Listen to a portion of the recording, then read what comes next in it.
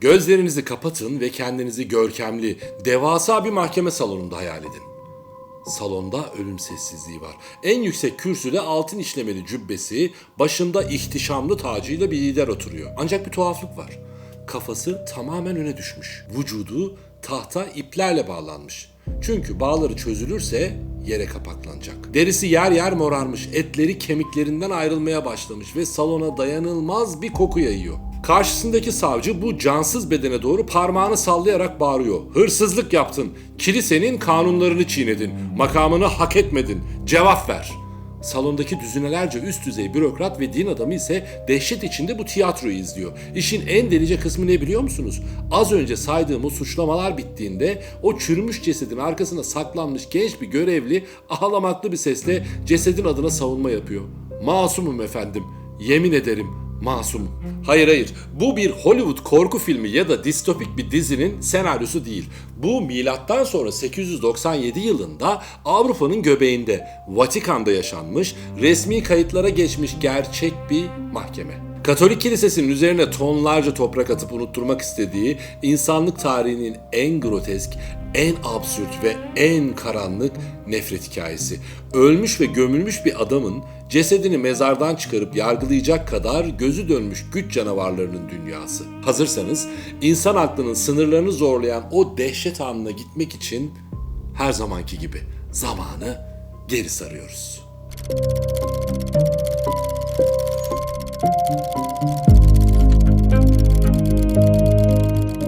Hikayemizin başladığı dönem tarih kitaplarında karanlık çağ olarak adlandırılan 9. yüzyılın sonları. Ancak Vatikan ve Roma için bu dönem daha özel, çok daha utanç verici bir isimle anılıyor. Pornokrasi ya da fahişelerin iktidarı dönemi. Din, inanç ya da kutsallık Roma sokaklarından tamamen silinmiş durumdaydı. Vatikan, Tanrı'nın yeryüzündeki temsilcisi olan papaların değil, Roma'nın güçlü, zengin ve acımasız soylu ailelerinin oyun alanı haline gelmişti. Makam odaları ibadet için değil, siyasi suikastlerin planlaması için kullanılıyordu. Bir papanın tahta kalma süresi ortalama birkaç aydı. Gücü eline geçiren aile kendi kuklasını papa yapıyor, karşı taraf güçlendiğinde ise o papa aniden esrarengiz bir şekilde akşam yemeğinde zehirleniyor, yatağında boğuluyor ya da Vatikan'ın karanlık zindanlarında açlığa terk ediliyordu. Taht akan kanlarla sürekli yıkanıyordu. İşte bu kurtlar sofrasının tam ortasında her şeye rağmen hayatta kalmayı başarmış son derece zeki, kıvrak zekalı bir diplomat ve hırslı bir din adamı vardı. Formosus. Formosus aslında başarılı bir diplomattı. Bulgaristan'da misyonerlik yapmış, Fransa'da Vatikan adına kritik müzakereler yürütmüş, keskin zekasıyla kralları bile parmağında oynatmıştı. Halk ve din adamları arasında ciddi bir ağırlığı vardı. Ancak Roma'da hayatta kalmanın kuralı doğru zamanda doğru gücün elini öpmekten geçiyordu. Formosus o dönem İtalya'yı ve Vatikan'ı demir yumrukla baskı altına tutan acımasız Spoleto ailesinin desteğiyle 891 yılında papa seçildi. Spoleto ailesinin lideri Guy, Formosus'un tahta kendi isteklerini harfiyen yerine getirecek sadık bir köle, bir kukla olacağını düşünüyordu. Ama fena halde yanılmıştı. Formosus boyun eğmeyecek kadar büyük bir hırsa sahipti. Formosus aslında kendisine kurulan bir pusu olacağını tahmin ediyordu ve bu pusu karşısında sessizce sırasını bekleyen akıllı bir satranç oyuncusuydu. Kendisini baskı altında tutan, adeta her adımını izleyen Spoleto ailesinden kurtulmak için tarihin en tehlikeli gizli planlarından birini yaptı. Gözünü kırpmadan Alplerin arkasına dünün barbarları, bugünün güçlü krallığı olan Alman kralı Kartinyalı Arnulf'a gizli bir mektup gönderdi ve ona şöyle dedi: "Gel, ordularınla Roma'ya gir ve bizi bu zorbaların elinden kurtar. Bunun karşılığında ben de sana tüm dünyanın gözü önünde kutsal Roma İmparatorluğu tacını giydireyim." Bu Spoleto ailesi için sadece bir plan değil, sırtlarından vuruldukları ölümcül bir ihanetti. Alman kralı Arnulf büyük bir iştahla ordusunu topladı. Roma kapılarına dayandı, şehri kuşattı ve Papa Formosus sözünü tutarak ona meşhur imparatorluk tacını taktı. Spoleto ailesi ise bu görkemli şovu izlerken dişlerini sıkarak intikam yemini ederek kalelerine çekildi. Ancak tam her şey Formosus'un planladığı gibi kusursuz gidiyor derken kader hiç beklenmedik bir şekilde sahneye çıktı. Önce yeni imparator Arnulf aniden felç geçirdi ve ordusu lidersiz kalarak apar topar geri çekilmek zorunda kaldı. Hemen ardından 896 yılında Papa Formosus ansızın yatağında öldü.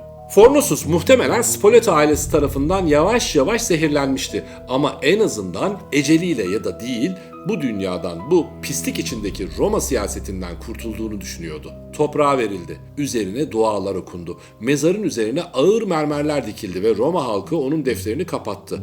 Tabi düşmanlarının nefretinin ölümünden, mezardan ve topraktan bile daha güçlü olduğunu henüz hiçbiri bilmiyordu. Formosus'un ölümünün ardından Roma'da güç dengesi beklendiği gibi bir kez daha alt üst oldu. Spoleto ailesi şehri intikam hırsıyla yeniden ele geçirdi ve Vatikan tahtına kendi öz oğulları olan gözü dönmüş 6. Stephen'ı oturttu. Yeni Papa Stephen, Spoleto ailesinin nefretini damarlarında taşıyan, adeta akli dengesi yerinde olmayan fanatik bir kuklaydı.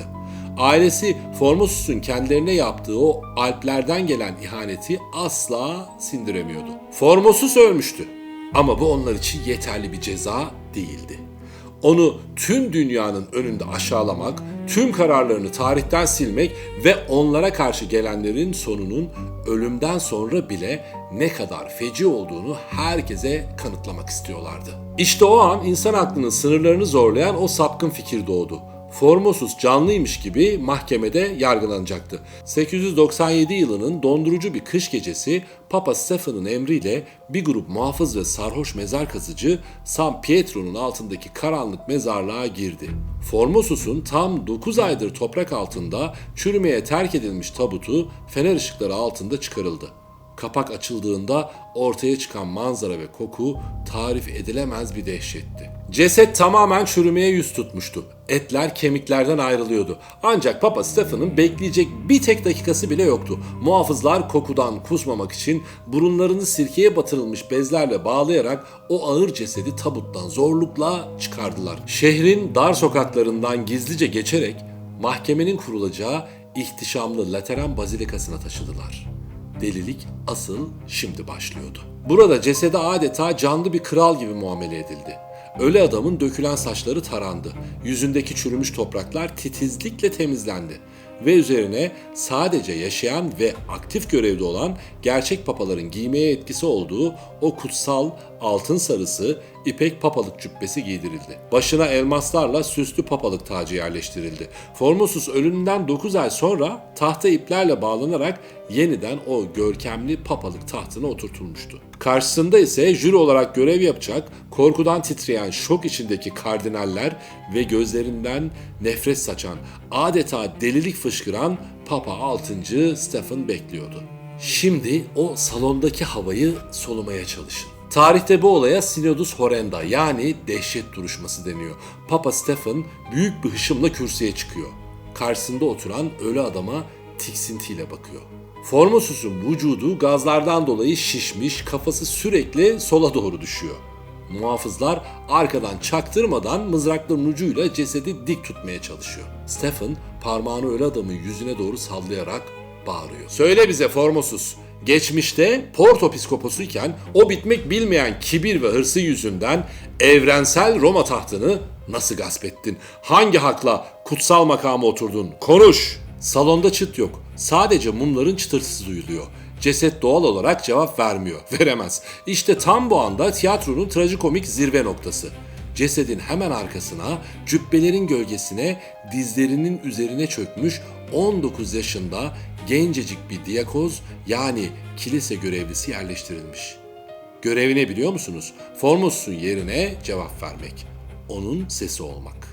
Papa Stephen her kürsüye vurup bağırdığında bu çocuk korkudan altını ıslatacak halde ağlamaklı ve titreyen bir sesle cesedin ağzından savunma yapıyor. Ben sadece kilisenin kurallarına uydum efendim. Kralların çağrısına cevap verdim. Masumum. Yemin ederim masumum. Ama Stephen tatmin olmuyor. Gözü dönmüş bir kere. Saatler süren bir sorgudan bahsediyoruz. Canlı bir adam karşısında oturan bir cesede hakaretler yağdırıyor. Arkadaki çocuk ise ölü taklidi yapan bir sesle cevabı yetiştirmeye çalışıyor. Salondaki kardinaller korkudan kafalarını bile kaldıramıyorlar. Yutkunamıyorlar bile. Çünkü biliyorlar ki en ufak bir itiraz sıranın kendilerine gelmesi demek. Bu delilik saatler boyu Roma'nın en kutsal binasında tüm elitlerin gözü önünde bir tiyatro gibi sahneleniyor. Tahmin edeceğiniz gibi bu kurmaca mahkemenin kararı en başından beri Papa Stephen'ın cebindeydi. Günün sonunda Papa 6. Stefan ayağa kalktı ve nihai kararı haykırdı. Formosuz suçlu bulunmuştu. Ceza ise en az mahkemenin kendisi kadar grotesk, en az onun kadar acımasızdı. Öncelikle Formosus'un papalık yaptığı o 5 yıl boyunca aldığı tüm kararlar, çıkardığı tüm kanunlar, yaptığı tüm atamalar ve kutsamalar tamamen geçersiz sayıldı. Bu o dönem onun tarafından rahip yapılan, psikopoz yapılan yüzlerce din adamının bir anda tüm haklarını ve saygınlığını kaybetmesi, sokakta kalması demekti. Roma bir anda büyük bir kaosa sürüklendi. Hemen ardından fiziksel infaza geçildi. Muhafızlar tahta oturan o kokmuş cesede doğru yürüdüler. Önce üzerindeki o muhteşem papalık cübbelerini vahşice yırtarak çıkardılar. Cesedin sağ elini zorla çekip masaya uzattılar. Formosus hayattayken bu elin 3 parmağıyla insanları kutsuyor, krallara yeminler ettiriyordu. Cellat elindeki ağır satırla Formosus'un sağ elinin o 3 parmağını tek bir vuruşla kesip kopardı. Cezalandırma burada da bitmedi. Formosus'un üzerinde kalan tüm kıyafetler de alındı. Yerine sıradan, meslekten olmayan, değersiz bir adamın yırtık giysileri giydirildi. Ceset, bazilikanın mermer merdivenlerinden aşağı çuval gibi atıldı. Günlerce Roma sokaklarında atların arkasına bağlanarak, sürüklenerek halka sergilendi. İnsanlar bu çürüyen bedene tükürdü, taşlar attı, küfürler savurdu. En sonunda bir daha asla Hristiyan topraklarına gömülmesin, ruhu sonsuza kadar azap çeksin diye ayağına ağır taşlar bağlanarak Tiber Nehri'nin azgın ve karanlık sularına bırakıldı. Şehirdeki güç sahipleri zafer çığlıkları atıyordu. Nefret ettikleri adamı hem bu dünyada hem de kendi inançlarına göre ahirette sonsuza kadar cezalandırdıklarını düşünüyorlardı. Ama unuttukları çok büyük bir şey vardı.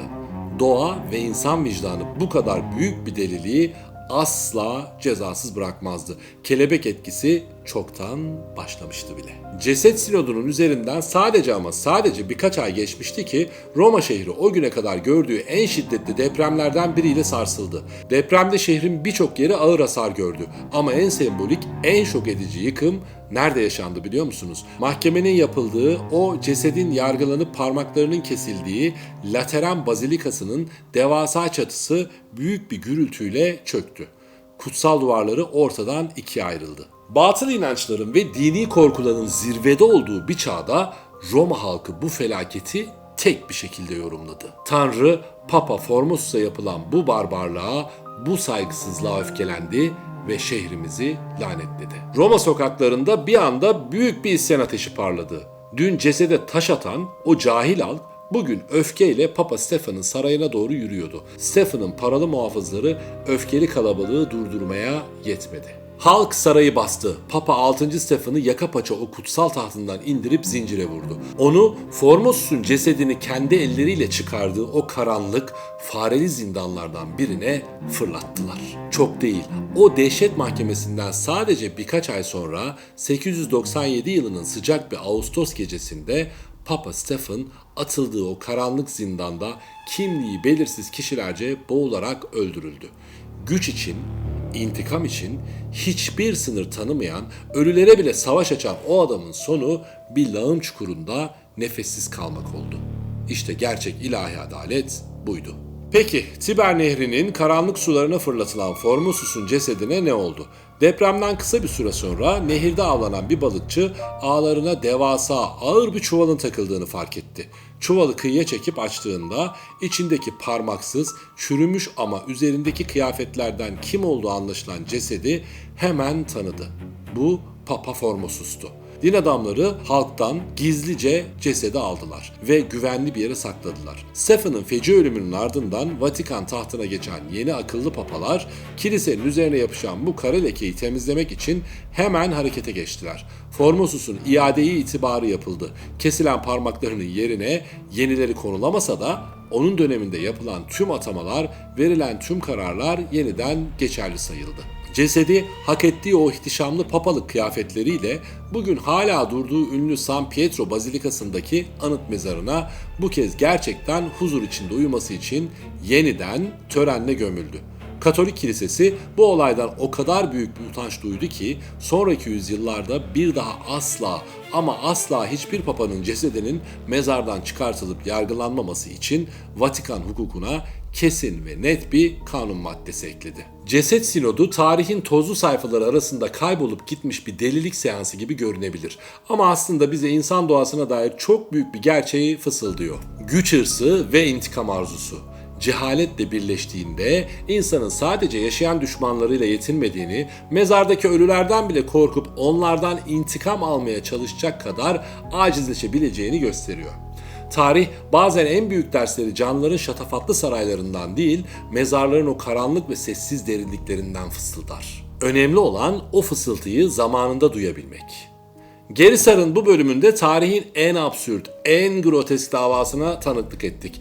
Bir sonraki videoda tarihin bilinmeyen başka bir kırılma noktasında zamanı yeniden sarmak üzere kendinize iyi bakın. Hoşça kalın.